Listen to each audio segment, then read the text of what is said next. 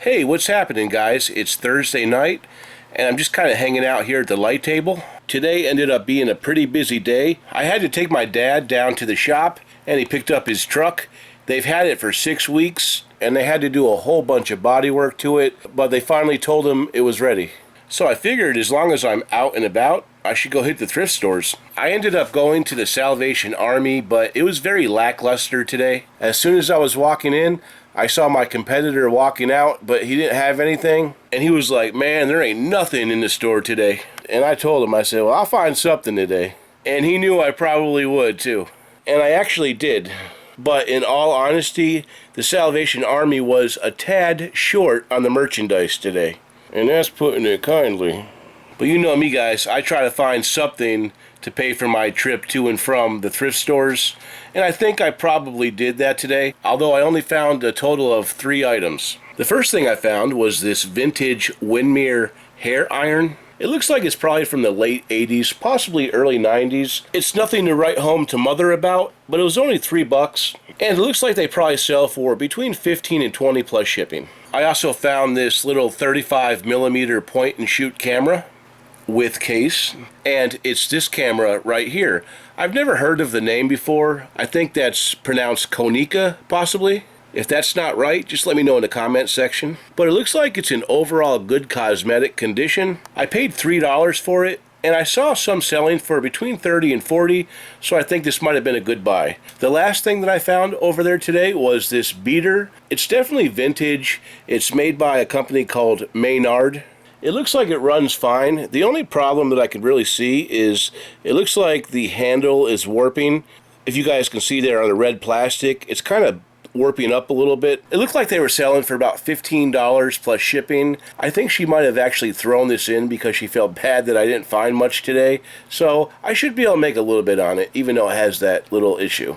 So I ended up leaving the Salvation Army, and then I went over to the MTA, that's the More Than a Thrift store, and I found this little bulb. It's made by Philips. It was 50 cents, and I think I might be able to get between $10 and $12 shipped for this. I saw this box sitting in the tool aisle, and I got really excited because I found these in the past over at Savers. I think I found 2 boxes once, and they sold for $40 a piece. So when I saw it, I was like, oh, I gotta get that. Unfortunately, there's a small problem. It just has the one filter. But it was only $1 for the one filter, and I think I could still get like $12 to $15 for it.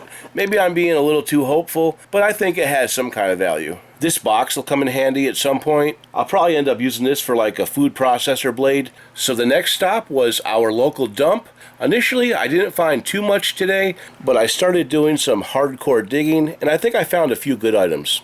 I found this little Bible over there. It's a new revised standard version. So it looks like in pre-owned condition, you can probably get between $12 and $15 for that Bible. The good thing about selling books is you can send it media mail, and it's a lot cheaper.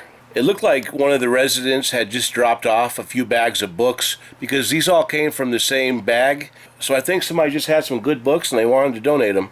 This particular item is the C.S. Lewis Signature Classics set. And when I looked it up, it looked like it was selling for over $20. This will probably only cost about $3 or $4 to ship, so I'll probably end up making about $15 on this. And the next item that I found over there was probably the book score of the day. I saw these 2 bags. Well, now it's just one. There was also this bag over here, but it broke open. And it said William W. Johnstone, I guess that's how you pronounce it, author. And it said Westerns, do not discard. And those are all the books that were in that bag before the bag busted. And so there's just a bunch of these books by the same author. I've never heard of the author, but I said there's got to be money in this. So sure enough, I went ahead and did a little bit of digging, and I noticed that there were people selling lots of these books. So I'm probably just going to make sure that there are no rares, and I'll just go ahead and lot them up, and hopefully I'll be able to make a $50 plus lot. Alright, so it looks like there's a total of 28 of those books. But it looks like these books are selling for about $3 to $4 a piece. So I'm thinking I could probably get about $2, maybe $2.50. So hopefully I'll be able to sell all 28 books for about $55 plus shipping. That's going to be what I'm shooting for.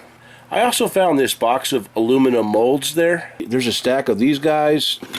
Not all of them are Jello brand, but this particular one is. It looks like there's a bunch of them like this. See, this has no brand on it. Well, there's a bunch of these little Jellos. But I did do a little research, and it looked like somebody was selling like a lot of miscellaneous molds like this for like 40 bucks plus shipping. And since this was free, it'll be all profit. And the last thing I found over there today was this glass carafe. It's for a Ninja coffee machine. I didn't see any damage on it, and it looks like these are selling for about $25 plus shipping, so I should be able to make about $20 profit on this. So overall, it wasn't a fantastic day, but there were a couple of solid finds. I think the dump ended up coming into the clutch, I think they call it. It ended up saving the day. I think tomorrow is just going to be one of those days where I stay home from the thrift store and just try to work through some of these items. As you guys can tell, lately the thrift store and garage sale finds have been pretty good, and it's causing quite a bit of buildup over here. And that's my little walk area because I've got so much stuff over here. This is definitely becoming a little bit of a issue.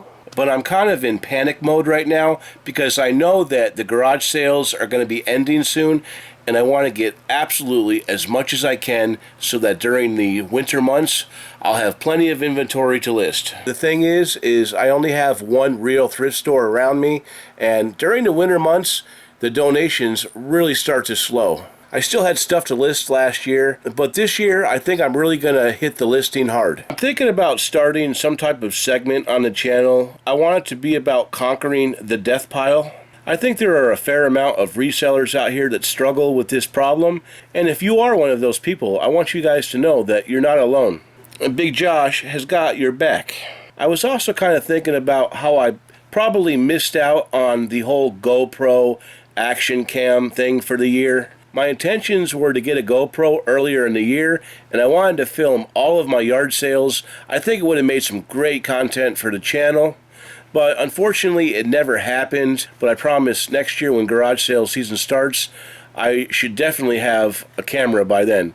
And I was going to get a GoPro, but I just keep seeing all these problems with overheating and deleted footage, and that scares me. So I'm kind of looking at some alternatives, but I'm going to have to do some more research. Anyway, guys, I think I'm going to get out of here for now. I wanted to say thank you to Backroad Bitter Chuck for shouting me out in his recent episode. I got about 3 or 4 new subscribers, and I wanted to welcome everybody to the channel. I mainly just talk about reselling from my point of view. I show what I find at thrift stores and garage sales and auctions and estate sales. And I used to include all of my solds, but it got to be too much. So now I'm kind of trying to figure out a way to show my solds, and I think they're just going to end up being dedicated sold videos, and I'm currently working on how to pursue that. One thing I can tell you for sure is I'm trying to get Mr. K's guitar music into those videos. I've got a lot of ideas on how to make the channel better. If you guys have any suggestions on things you'd like to see, let me know below in the comments section,